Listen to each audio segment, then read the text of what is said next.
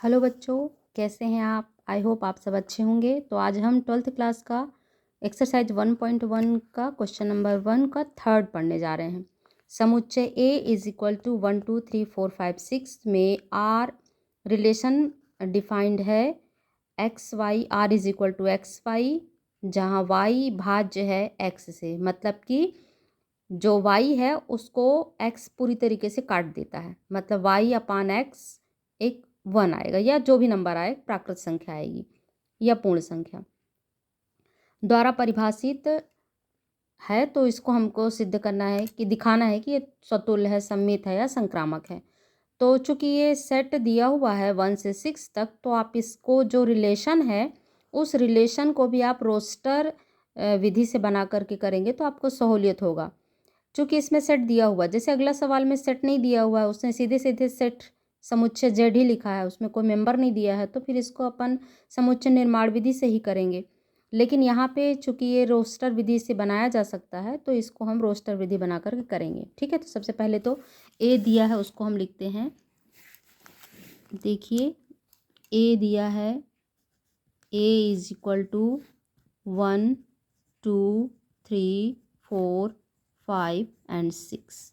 ठीक है, ये हमारा सेट है और जो रिलेशन बन रहा है वो रिलेशन आपका बन रहा है ए से ए में ही, उसी सदस्य का उसी सदस्य में। ठीक है, तो आर में जो सदस्य आएंगे वो कौन कौन होंगे, तो इस चीज़ को समझने के लिए हम थोड़ा कहीं पे भी रफ काम कर लेते हैं। यहाँ पे एक रफ काम करके आपको समझाने की कोशिश करूँगी मैं। जैसे कि ये हमारा एक सेट है ए, और यहाँ सदस्य जो दिए हैं 1 2 3 4 5 6। ठीक है, दूसरा जो सेट है वो भी ए ही है, क्योंकि जो रिलेशन है वो सेट ए से ए में है, तो 1 2 3 4 5 6। अब चूंकि ये एक्स है ये वाई है, तो वाई के जो सदस्य हैं वो एक्स से पूरी तरह विभाजित होते हैं। तो देखिए ये जो 1 है, ये जो 1 है, इस 1 को, ये वाला जो 1 है, ये जो 1 है एक्स का जो 1 है वो पूरे इस सारे सदस्य को विभाजित कर देगा। मतलब अगर आप y अपान एक्स करें तो आपको नेचुरल नंबर या होल नंबर मिलना चाहिए। तो ये y के नीचे अगर हम डेनोमिनेटर में इसके कौन से सदस्य रखेंगे 1, तो इसके सारे सदस्य जो होंगे वो 1 से डिवाइड हो जाएंगे। तो हमारा जो 1 है 1 को डिवाइड करेगा, 2 भी 1 से डिवाइड हो जाएगा, ये 3 है ये भी 1 से डिवाइड हो जाएगा, ये 4 भी 1 से डिवाइड हो जाएगा, ये 5 भी हो जाएगा और ये 6 भी हो जाएगा। तो इस तरीके से हमारा जो ये 1 है एक्स है वो इन सब को डिवाइड कर रहा है। तो इस जैसे से मिलते जा रहा है वैसे वैसे हम यहाँ मेंबर रखते जा रहे हैं। 1 जो है वो 2 को भी डिवाइड करेगा, और 1 3 को भी डिवाइड करेगा, 1 4 को भी डिवाइड करेगा, 1 5 को भी डिवाइड करेगा और 1 6 को भी डिवाइड करेगा। अब आगे बढ़ते हैं, 2 की बारी आती है। 2 किसे डिवाइड करेगा? सबसे पहले 2 को ही डिवाइड करेगा, और ये 2 4 को डिवाइड करेगा और 2 6 को डिवाइड करेगा। तो यहाँ पे 2 के साथ कौन कौन सा मेंबर आएगा? 2 और 2 ये मेंबर आएंगे, 2 और 4 ये मेंबर आएंगे, 2 और 6 ये मेंबर आएंगे। ठीक है, इसके बाद 3 को देखते हैं अपन। तो 3 3 को डिवाइड करेगा और 3 6 को डिवाइड करेगा। तो 3 3 एंड 3 6। इसके बाद 4 को आगे देखते हैं, तो हम वहाँ से नहीं देखते, हम खुद जानते हैं कि 4 4 को डिवाइड करेगा बस, और 5 5 को डिवाइड करेगा और 6 6 को डिवाइड करेगा।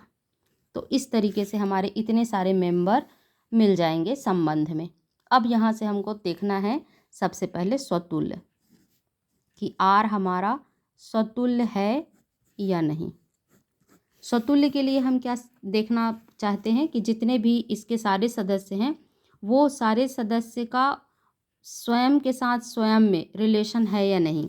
तो यहाँ पे हम लिखेंगे कि for all A belong to A के लिए क्या देखना रहता है हमको? ए बिलोंग करता है आर में, ये देखना रहता है हमको। तो यहाँ हम देखते हैं कि 1 1 2 2 3 3 4 4 5 5 6 6 है या नहीं। तो यहाँ हम देखेंगे कि 1 1, देखिए 1 1 है, फिर 2 2 है, फिर 3 3 है, 4 4 है, 5 5 है, 6 6 है सारे। तो 1 1 बिलोंग करता है आर में, 2 2 बिलोंग करता है आर में, और आप चाहें तो पूरा लिखें या डैश डैश डैश डैश डाल करके लिख सकते हैं। 6 6 बिलोंग करता है आर में। फिर यहाँ लिख देंगे कि अतः आर स्वतुल्य है। सेकंड हम देखते हैं सममित। सममित के लिए हमें क्या देखना रहता है कि यदि कोई सदस्य ए और बी ये आर का कोई सदस्य है, मतलब ए और बी बिलोंग करता है आर में, तो दिस इम्प्लाइज दैट, तो इसका मतलब है कि बी और ए भी आर का सदस्य होगा। तो हम यहाँ चेक करते हैं है क्या। जैसे 1 2 बिलोंग करता है आर में, तो क्या 2 से स्टार्ट करने वाला कोई सदस्य यहाँ पे है? नहीं है। मतलब 2 1 सॉरी 1 2 अगर बिलोंग करता है तो 2 1 भी बिलोंग करना चाहिए, लेकिन यहाँ नहीं मिलेगा हमको। 1 3 बिलोंग करता है तो यहाँ 3 1 भी मिलना चाहिए, मगर नहीं है हमको। तो हम सारे सदस्यों को ना देख करके अगर 1 या 2 भी हमको मिल जाता है तो हम कह सकते हैं कि ये सममित नहीं है। तो हम यहाँ लिखेंगे कि 1 2 बिलोंग करता है आर में, but 2 1 doesn't belong to r. 2 1 belong नहीं करता, इसलिए हम लिखेंगे कि आर सममित नहीं है। ठीक है। इसके बाद आते हैं हम तीसरा संक्रामक में। संक्रामक के लिए हमें क्या सिद्ध करना पड़ता है कि यदि ए और बी ऐसा कोई सदस्य आर में है और तथा इसके सेकंड घटक से स्टार्ट होने वाला बी सी कोई सदस्य आर में है, तो निश्चित तौर पर ए सी भी होगा। ये हमको चेक करना है। ठीक है। तो इसके लिए हम सबसे पहले जो शॉर्ट होता है, जो हमारा स्वतुल्य वाला है, उसको हम थोड़ा सा अंडरलाइन कर देंगे, क्योंकि उसको हमको नहीं चेक करना रहता, वो तो ऑटोमेटिक हो जाते हैं। उनके अलावा जो मेंबर बचते हैं हमको उनको चेक करना रहता है। तो यहाँ पे हम यहाँ पे मैंने 1 1 लिखना भूल गई, 1 1 भी इसका सदस्य होगा। ठीक है। तो ये 1 1 हो गया, 2 2 हो गया, 3 3 हो गया, 4 4 हो गया, 5 5 हो गया, 6 6 हो गया। ठीक है, 6 6। तो यहाँ पे हम संक्रामक किसके लिए सिद्ध करेंगे? 1 3 के लिए। तो देखो 1 3 है, तो 3 से स्टार्ट करने वाला क्या है देखते हैं। यहाँ 3 से स्टार्ट करने वाला 3 6, तो 1 3 है, 3 6 है, तो 1 6 है क्या? हाँ है। और कोई 3 से स्टार्ट करने वाला है? नहीं है। ठीक है। तो यहाँ पे 1 जो 3 है, 1 3, ये तो संक्रामक के लिए पास हो गया, ये संक्रामक है। अब 1 4 को चेक करते हैं। 1 4 है, तो 4 से स्टार्ट करने वाला देखिए कहीं कोई है? 4 से स्टार्ट करने वाला 1 4 है, तो 4 से स्टार्ट करने वाला 4 4 होगा, तो वापस से 1 4 हो जाएगा, है ना। तो इसके बाद फिर हम देखते हैं, तो 1 4 क्या है? चूँकि 1 4 एक सदस्य है यहाँ पे, और 4 से स्टार्ट करने के लिए कोई दूसरा सदस्य हमको नहीं मिल रहा है जिसके लिए हम इसे चेक करें। स्वतुल्य को छोड़कर ये ऑटो चेक हो जाते हैं, वो वही सदस्य आएंगे। तो इसलिए हम इसको चेक करने के लिए 4 से स्टार्ट होने, हम ऐसा इसलिए कह रहे हैं क्योंकि देखो 1 4 और 4 4 करेंगे तो ये 4 और ये 4 कट के होके 1 4 वापस मिलेगा, वापस यही सदस्य मिलेगा। तो हमको इसको चेक करना है। इसको चेक करने के लिए 4 से स्टार्ट होने वाला कोई और सदस्य देखते हैं, जो कि हमें नहीं मिल रहा है। तो जब कोई इसका कॉम्बो नहीं मिलता तो इसे हम ऑटो मान लेते हैं कि ये संक्रामक है। उसी तरीके से 1 5 को देखो, 5 से स्टार्ट करने वाला हमको कुछ भी नहीं मिल रहा है, तो ये भी ऑटो संक्रामक है।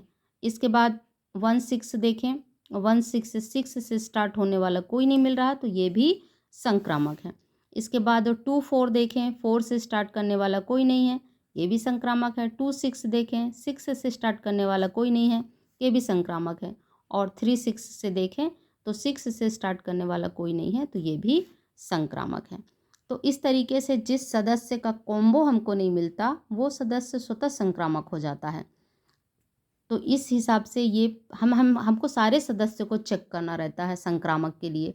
सम्मित के लिए भी सारे सदस्यों को चेक करना रहता है। अगर एक भी मिल जाता है सम्मित नहीं है, एक भी मिल जाता है संक्रामक नहीं है, तो फिर वो संक्रामक को फॉलो नहीं करता। तो इस तरीके से हम यहाँ संक्रामक के लिए क्या लिखेंगे कि हमें यहाँ लिखेंगे कि R संक्रामक है।